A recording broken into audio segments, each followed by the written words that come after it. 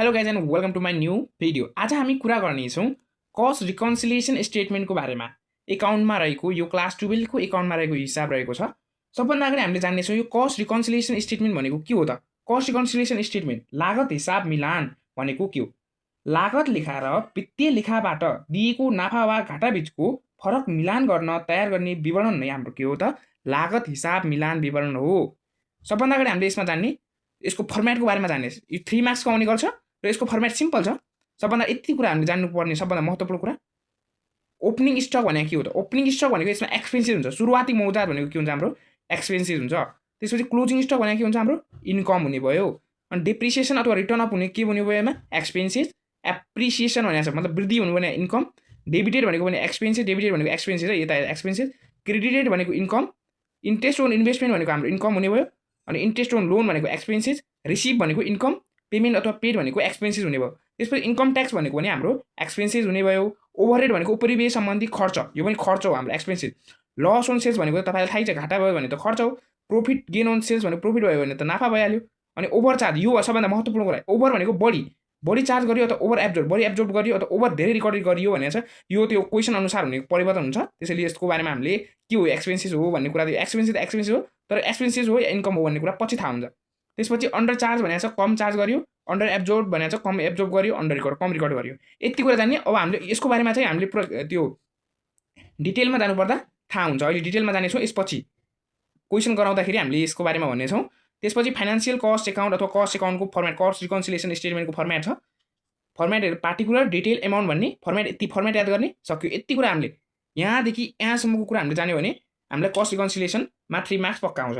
सबभन्दा अगाडि हामीले net profit as per net profit अथवा लस पनि हुनसक्छ। यहाँ घाटा छ भने यहाँ माइनसमा आउँछ। प्रफिट नेट प्रफिट भनेको क्वेसनले दिया हुन्छ, क्वेसनले नेट प्रफिट दिएको छ भने यसमा एडमा यहाँ प्लसमा हुन्छ।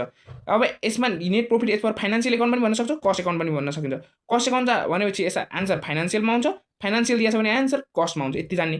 त्यसपछि यहाँ एड गर्ने कुराहरू हुन्छ। एड गर्ने कुराहरू यहाँ लेखिन्छ। त्यसपछि 1 2 भनेर, त्यसपछि लेस भन्ने कुरा यहाँ आउँछ। अनि अन्डर भनेको कहीँ कम, ओभर भनेको बढी अथवा धेरै। यति याद राख्ने भयो। यो जाने पश्चात अब हामी जानेछौँ अर्को लेसनतर्फ, क्वेसनतर्फ जानेछौँ। अब क्वेसन हामीले यो जाने पश्चात हामीले क्वेसन सरर गर्न सक्छौँ। सबभन्दा बढी जान्नुपर्ने कुरा यहाँमा के छ भनेपछि ओपनिङ स्टक भनेको एक्सपेन्सेस हो। ओपनिङ स्टक भनेको सुरुवाती मुद्दा भनेको एक्सपेन्स हो। क्लोजिङ स्टक भनेको इन्कम हो। त्यसपछि अब प्रश्नतर्फ जान्छौँ हामी। हाम्रो प्रश्न रहेको छ यसरी प्रश्न आउनेछ हाम्रो, वित्तीय लेखा र लागत लेखा बीच तुलना गर्दा निम्न तथ्यहरू पत्ता लाग्यो। नेपालीमा पनि दिएको हुन्छ, इङ्ग्लिसमा पनि दिएको हुन्छ हाम्रो इक्जाममा। त्यसैले हामीले यो प्रश्न लिएका छौँ। Our reconciliation of financial and cost accounting following fact are disclose भनेको छ। यहाँ लागत लेखाले दिएका नाफा यहाँ भनेको छ। लागत लेखाले दिएको नाफा भनेको छ। सबभन्दा अगाडि हामीले भन्यो नि पहिला profit shown by cost account. Profit कहाँमा देखाएको छ? कस्ट एकाउन्टमा। कति? 4,20,000। यति कुरा हामीले लेख्ने। सबभन्दा अगाडि हाम्रो फर्मेट थाहा छ। फर्मेट बनाउने ट्याक्कसँगले पार्टिकुलर डिटेल एमाउन्ट भन्ने 3 मार्क्सको आउँछ भन्ने कुरा तपाईँले भनिसके। Net profit as per cost account भन्यो। Net profit as per cost account कति छ? 4,20,000। हामीले के सार्यौँ? यही प्रश्नलाई छाड्यौँ हामीले। लागत लेखाले देखाएको नाफा profit shown by cost account. यदि यहाँ profit shown by financial account भइदिए यहाँ के हुन्थ्यो हाम्रो? यहाँ के हुन्थ्यो हाम्रो? Profit net profit as per financial account भनेर लेखिन्थ्यो। तर यहाँ कस्ट एकाउन्ट भनेको छ। कस्ट एकाउन्ट छ भने चाहिँ यता कस्ट एकाउन्टमा आएको छ भने क्वेसन हाम्रो आन्सर केमा आउँछ? Net profit as per financial एकाउन्टमा हाम्रो के आउँछ? आन्सर आउँछ। यति कुरा net profit as per financial account, financial एकाउन्टमा हाम्रो आन्सर आउँछ। र यदि फाइनेन्सियल एकाउन्टमा क्वेसन आएको भइदिए यहाँ के आउँथ्यो आन्सर? केमा आउँथ्यो आन्सर? कस्ट एकाउन्टमा। र अब जान्नुपर्ने कुरा यहाँ नेट प्रफिट मात्र आउँछ भन्ने कुरा होइन, यहाँ नेट लस पनि आउन सक्छ। लस आयो भनेमा हामीले यहाँ खालि माइनसको चिन्ह अथवा घटाइदिने, यस्तो यस्तो भनेर घटाइदिने। त्यसपछि अब हाम्रो प्रश्न सुरु हुन्छ। प्रश्न अनुसार जानेछौँ। अब हामीले त्यसपछि फर्मेट अनुसार हामीले एड गर्ने पहिलोमा र यहाँ लेस गर्ने, एड गर्ने। र यहाँ छ प्रश्न हाम्रो। अब प्रश्नमा जाउँ। लागत लेखामा कारखाना उपरिव्यय रु 25,000 न्यून अभिलेख भएको छ। अथवा क्वेसन इङ्ग्लिसमा पढौँ, इङ्ग्लिसमा सजिलो हुन्छ हामीलाई क्लासमा इङ्ग्लिसमा भनेको कारणले गर्दा। वर्क ओभरहेड, वर्क खर्च, उपरिव्यय सम्बन्धी खर्च, कार्यगत खर्च अन्डर रिकर्डेड। अन्डर भनेको यहाँ अन्डर भन्ने प्रश्न आयो नि त। हामीले under recorded in cost account, cost एकाउन्टमा कम रिकर्ड गरियो भन्यो। केमा कम गरियो? कस्ट एकाउन्टमा कम भनेपछि हामीले के गर्ने? हामीले एउटा वर्किङ नोट बनाउन सकिन्छ।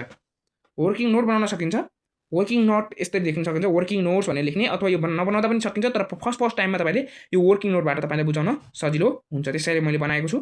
कस्ट एकाउन्ट भन्ने फाइनान्स एकाउन्ट भनिदिने। सबभन्दा अर्को कुरा के जान्ने हामीले? यदि फाइनान्समा आउँछ भने के आन्सर फाइनान्समा आउँछ अथवा यो आन्सर हामीले यहाँ क्वेसन केमा आयो कस्टमा आयो क्वेसन कस्टमा आएपछि आन्सर केमा आउँछ फाइनान्समा आउँछ र त्यो फाइनान्समा आन्सर आयो भने के भने फाइनान्समा आउँछ भने यो फाइनान्समा आन्सर आएको बढी भएमा के गर्ने एड गर्ने फाइनान्सको आन्सर कम भएमा के गर्ने हामीले लेस गर्ने यति राख्ने त्यस्तै यता के आयो क्वेसन यहाँ फाइनान्समा क्वेसन आयो र आन्सर कस्टमा आयो भने यहाँ पनि सेम कस्टमा आउँछ भने यो फाइनान्सको ठाउँमा कस्टमा आन्सर आउँछ भने कस्ट बढी भयो भने अब यहाँ एड गर्ने कस्ट कम भयो भने यहाँ के गर्ने लेस गर्ने यता यति कुरा जान्यौँ अब फर्मेट अनुसार कस्ट एकाउन्ट फाइनान्स एकाउन्ट भन्ने र 1 लाख राख्ने यो हामीले एक्ज्याक्ट अनुमानमा 1 लाख राखिदिँदा हुन्छ किनभने योभन्दा धेरै मान कुनै ठाउँमा मात्र दिएको हुन्छ दिएको छ भने त्यही अनुसार राख्नुपर्छ जसमा यहाँ 1,25,000 दिएको भए यहाँ हामीले 2 लाख राखिदिन्थे त्यसैले हामीले 1 लाख राखिदियौँ अथवा 10,000 राख्दा पनि हुन्थ्यो तर यहाँ यो एमाउन्ट हेरेरलाई राख्ने र 1 लाख राखिसकेपछि यो हामीले बनाउनु त पर्दैन तर हामीले अहिले बुझ्नका लागि 1 लाख राखिदिने कस्ट एकाउन्ट फाइनान्स एकाउन्ट र हामीले क्वेसनमा के भनेको थियो यता जाउँ क्वेसनमा के भनेको छ त्यहाँ जाउँ वर्क ओभरहेड कार्यगत खर्च अन्डर रिकर्ड कम रिकर्ड गरियो केमा कस्ट एकाउन्टमा कस्ट एकाउन्टमा कम न्यून भनेको छ न्यून कम रिकर्ड गरियो भने त के हो हामीले यदि हामीले यहाँबाट के बुझ्न सक्छौँ कम रिकर्ड गरियो अन्डर भनेको के यहाँ अन्डर भनेको के हो हाम्रो कम रिकर्डिङ गरियो भनेको केमा कम रिकर्ड गरियो हाम्रो कस्टमा कम रिकर्ड गरियो भनेको छ नि त क्वेसनमा कस्टमा कम गरियो भने के हो हाम्रो फाइनान्समा बढी रिकर्ड गरियो हो नि त र हामीले यसलाई कसरी बुझ्न सक्छौँ भने कस्ट एकाउन्ट र फाइनान्स एकाउन्टमा कस्ट एकाउन्टमा कम भनेको त हाम्रो फाइनान्स एकाउन्टमा बढी भएको हो नि त रिकर्ड कस्ट एकाउन्टमा कम भनेको के भयो फाइनान्स एकाउन्टमा बढी रिकर्ड भयो कति रिकर्ड भयो बढी जति क्वेसनमा भनेको छ के भनेको छ यहाँ क्वेसनमा work overhead under record in cost एकाउन्टमा कम रिकर्ड गरियो 25,000 अन्डर भने कम हो भने त्यो 25,000 कम रिकर्ड गरियो भने केमा कस्ट एकाउन्टमा कम होइन नि त यहाँ 25,000 कम भयो अब हेरौँ 1,75,000 कस्ट एकाउन्टमा कम रिकर्ड गरे 1 लाख रह्यो फाइनान्स एकाउन्टमा 75,000 भयो यहाँ के जिरो भयो यहाँ 25,000 घटाइयो र घटाएपछि हाम्रो कति आयो 75,000 1 लाख अब हेर्ने को बढी छ हाम्रो आन्सर केमा आउने यता फाइनान्स एकाउन्ट बढी छ कि कम छ फाइनान्स एकाउन्ट के छ कम छ भने हामीले के गर्ने लेस गर्ने त्यसैले लेस गर्ने कुरालाई हामीले ट्याक्कसँगले यहाँ लेख्ने आइआई भन्ने क्वेसन जस्तै work overhead under recorded in cost account यो कसरी यो फर्मेट पनि सेम क्वेसनमा के भनेको सेम लेस गर्ने work overhead under recorded in cost account मात्र भने 25,000 र एमाउन्टलाई यता चढाइदिने यति त्यसपछिको प्रश्न के छ हाम्रो प्रश्नतर्फ जाउँ अफिस ओभरहेड अन्डर रिकभर्ड भयो भने रिकर्डेड अथवा रिकभर्ड इन फाइनान्सियल एकाउन्ट भन्यो अन्डर रिकभर्ड भन्ने रहेछ रिकर्डेड भन्न खोज्नु भएको जस्तो लाग्यो फेरि कार्यालय पूर्वीय वित्तीय लेखामा 15,000 न्यून अभिलेख भएको छ कम अभिलेख भयो अफिस ओभरहेड अफिसको खर्च चाहिँ कम रिकर्ड भयो केमा फाइनान्स एकाउन्ट सेम क्वेसन छ हामीले खालि झुक्काएको मात्र छ के भन्ने अब हाम्रो अर्को फर्मेट अनुसार 1 लाख राख्ने सेम यो कस्ट एकाउन्ट हो सी भनेको एपए भनेको फाइनान्स एकाउन्ट 1 लाख राख्ने यहाँ पनि र सेम के भने 15,000 रुपियाँ के भनेको छ यहाँ क्वेसनमा 15,000 रुपियाँ office overhead under recorded in financial account under रिकभर्डमा कम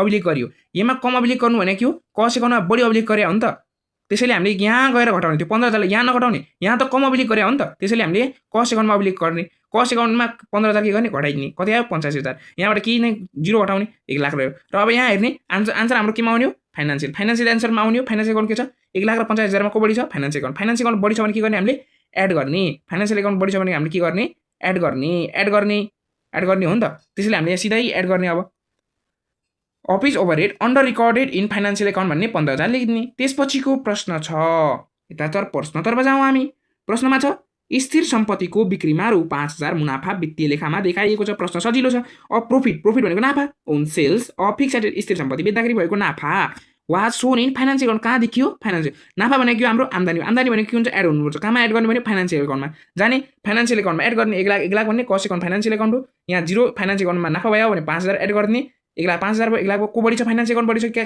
कस्ट एकाउन्ट बढी छ फाइनान्सियल एकाउन्ट बढी छ भने हामीले के गर्ने एड गर्ने फेरि of profit on sales of fixed asset was shown in financial account भने यो फिक्स्ड एसेट है 5,000 अनि यो 15 र 5 लाई जोडेर यता राख्ने 20,000 र यो 4,20,000 एडमा हो यो माइनसमा हैन है यो अहिले ब्र्याकेट तपाईलाई अगाडि देखाएको थिए 4,20,000 प्लस 20 4,40,000 हुने भयो work overhead under record in cost account भने लेस गरेर 25,000 लेस गर्ने हो लेसलाई यता माइनसमा राख्ने 4,40,000 बाट 25 घटाउने 4,15,000 आउँछ हाम्रो के हुन्छ net profit is financial account भनेर 4,15,000 लेख्ने यसरी आन्सर कम्प्लिट हुन्छ र अर्को कुरा हामीले के जान्ने ओभरको कुरा हामीले भन्यो नि त ओभर भनेको के हो धेरै ओभर भन्दिएपछि हामीलाई केही प्रब्लम हुँदैन मानौ यहाँ प्रश्नमा छ के भन्यो यहाँ मानौ यो question work overhead under record in cost account भन्नु र वर्क ओभरहेड ओभर रिकर्डेड भन्यो ओभर अन्डरलाई ओभर धेरै रिकर्ड गरियो इन कस्ट एकाउन्ट भनेको धेरै रिकर्ड गर्नु त धेरै त रिकर्ड गर्न मिल्यो नि त ओभर रिकर्ड हुन्छ मानौ त्यो धेरै रिकर्ड गर्यो भनिदिएको भए कस्ट एकाउन्टमै हामीले 25,000लाई घटाउँथ्यो नि त, ओभर रिकर्ड बढी रिकर्ड गर्यो केमा कस्ट एकाउन्टमा ओभर रिकर्ड गरेपछि 25,000 कस्ट एकाउन्टबाट घटाउँदै ओभर भनेको हो। ओभरले हामीलाई के प्रब्लम गर्दैन त, हामीले प्रब्लम गर्छ त केले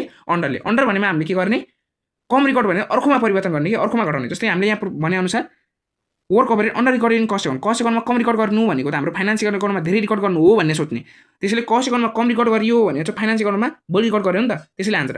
अर्को के यहाँ हाम्रो कस्ट एकाउन्टको आइदिएको भए हाम्रो यहाँ प्रश्न के आयो कस्ट एकाउन्टको छाडेर फाइनान्स एकाउन्टमा, आन्सर के आयो हाम्रो कस्ट एकाउन्टमा। कस्ट एकाउन्टको आएको भए यहाँ हाम्रो यस्तो प्रश्न भएको भए कस्ट एकाउन्टमा यदि यहाँ कस्ट एकाउन्टमा आन्सर आएको भए कस्ट एकाउन्ट बढी छ भने एड गर्नुपर्छ, यहाँ कस्ट एकाउन्ट के छ बढी छ भने के गर्नु पर्थ्यो एड गर्नु पर्थ्यो। तर हाम्रो आन्सर के छ फाइनान्सियल एकाउन्ट कम छ, त्यसैले हामीले लेस गऱ्यौँ। यति कुरा जान्ने हामीले।